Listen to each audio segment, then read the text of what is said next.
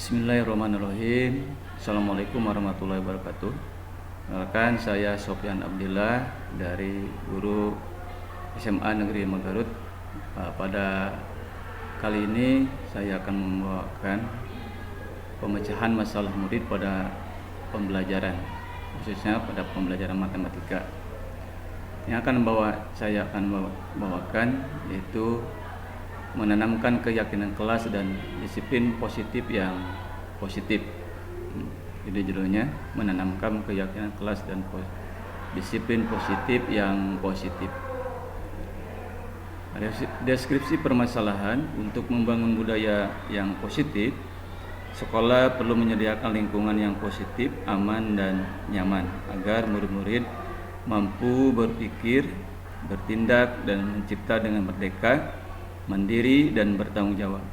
Salah satu strategi yang perlu ditinjau ulang adalah bentuk disiplin yang dijalankan selama ini di sekolah. Kemudian, setiap tindakan atau perilaku yang kita lakukan di dalam kelas dapat menentukan terciptanya sebuah lingkungan positif. Perilaku warga kelas tersebut menjadi sebuah kebiasaan yang akhirnya membentuk sebuah budaya positif.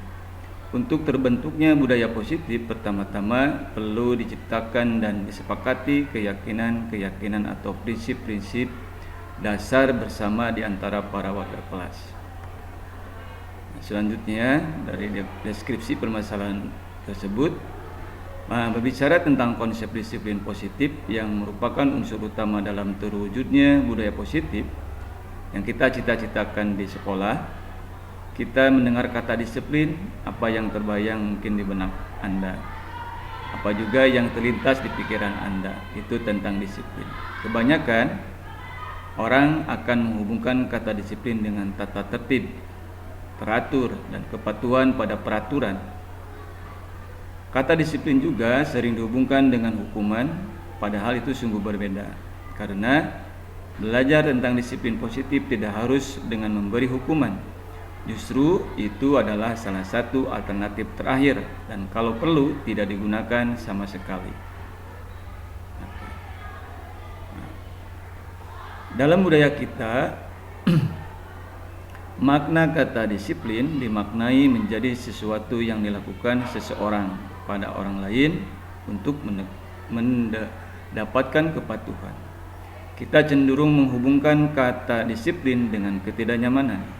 Nah, di sini ada suatu filosofi dari Bapak pendidikan kita, yaitu Bapak Ki Hajar Dewantara, di mana filosofinya menyatakan bahwa untuk mencapai kemerdekaan atau dalam konteks pendidikan kita saat ini, untuk menciptakan murid yang merdeka, syarat utamanya adalah harus ada disiplin yang kuat.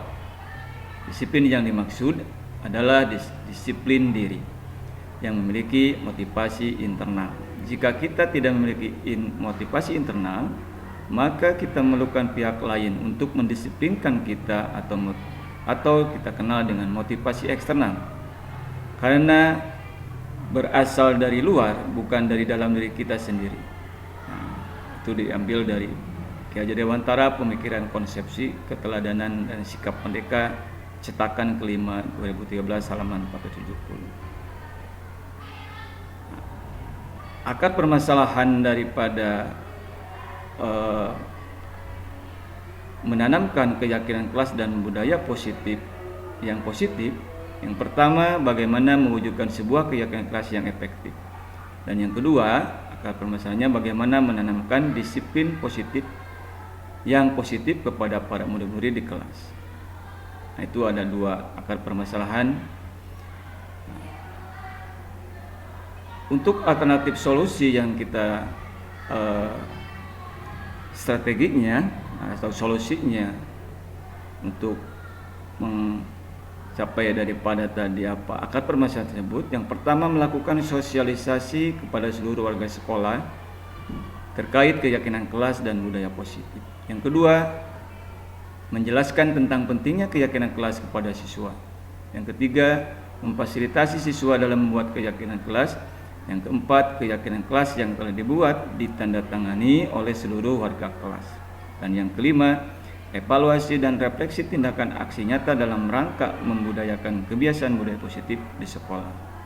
Itu ada 5 alternatif solusi dalam menyelesaikan akar permasalahan tersebut. Hasil pemecahannya, pada awal pertemuan dilaksanakan musyawarah untuk membuat kesepakatan belajar, memunculkan keterlibatan siswa dalam menentukan kelas yang dicita-citakan sehingga siswa lebih bertanggung jawab atas keputusan yang dibuat secara bersama-sama. Yang kedua, kesepakatan belajar berisi beberapa aturan untuk membantu guru dan siswa bekerja sama membentuk KBM yang efektif. Dan yang ketiga, pemecahan masalahnya, siswa dan guru menandatangani kesepakatan belajar bersama sebagai bentuk persetujuan bahwa kesepakatan belajar telah disepakati atau disetujui. Nah, itu hasil pemecahan masalahnya. Hasil yang setelah dimusyawarahkan atau kita kenal dengan kesepakatan belajar di kelas, khususnya saya mengajar di kelas 11 SMA. Pertama, hadir di kelas tepat waktu, menyimak penjelasan guru dengan sungguh-sungguh. Yang ketiga, berdoa sebelum dan belum pembelajaran dimulai. Yang keempat, mengerjakan tugas tepat waktu. Yang kelima, saling berbagi, bekerja sama kecuali dalam pelaksanaan tes. Yang keenam, menjaga kebersihan kelas. Yang ketujuh, tidak menggunakan HP di kelas. Yang kedelapan, pembelajaran yang SMS. Apa itu SMS? Serius, menyenangkan, dan santai. Nah, itu salah satu atau sebagian daripada hasil kesepakatan belajar kelas. Nah, sehingga itu diambil dari rata-rata per kelas seperti itu yang didapatkan dari hasil musyawarah. Yang artinya sudah disetujui atau ditandatangani oleh warga sekolah atau warga kelas. Nah, dari hasil kesepakatan tersebut, kesepakatan belajar yang efektif dapat membantu pembentukan budaya disiplin positif di kelas, seperti keaktifan, tanggung jawab, kedisiplinan, kerjasama, sikap saling menghargai, serta komitmen yang baik yang sangat menunjang dalam proses belajar mengajar lebih menyenangkan, bermakna, dan tidak menekan. Kemudian dari hasil kesepakatan tersebut, dengan adanya budaya positif, sekolah aman, nyaman, kondusif, dan bermakna, maka dapat membantu dalam mewujudkan merdeka belajar yang sesuai dengan pemikiran Ki Hajar Dewantara yang diawali dari menghargai diri sendiri dan kemudian kepada orang lain dengan memperlihatkan nilai-nilai kebajikan atau prinsip-prinsip universal yang sudah menjadi konsensus bersama. Itulah pemaparan dari bagaimana pemecahan masalah tentang pembelajaran. Diharapkan saya bersama rekan-rekan atau teman-teman yang mungkin untuk membuat sebuah disiplin positif. Pertama itu kita melakukan keyakinan kelas, sehingga dalam setiap proses pembelajaran anak terlibat atau berpihak kepada murid apa yang diajarkan, sehingga menjadi suatu keputusan yang positif, bila mana kesepakatan atau keyakinan kelas yang didapatkan dari hasil musyawarah, sehingga menjadi pembiasaan yang positif atau kita kenal dengan disiplin positif atau lain-lainnya, jadi budaya positif. Sebagai bahan rujukan dari solusi pemecahan ini, saya mengambil dari Ayo Berbagi dari website Kemendikbud.go.id. Di akhir, sekian, semoga pemaparan ini bisa menjadi manfaat. Atas perhatiannya saya sampaikan terima kasih. Assalamualaikum warahmatullahi wabarakatuh.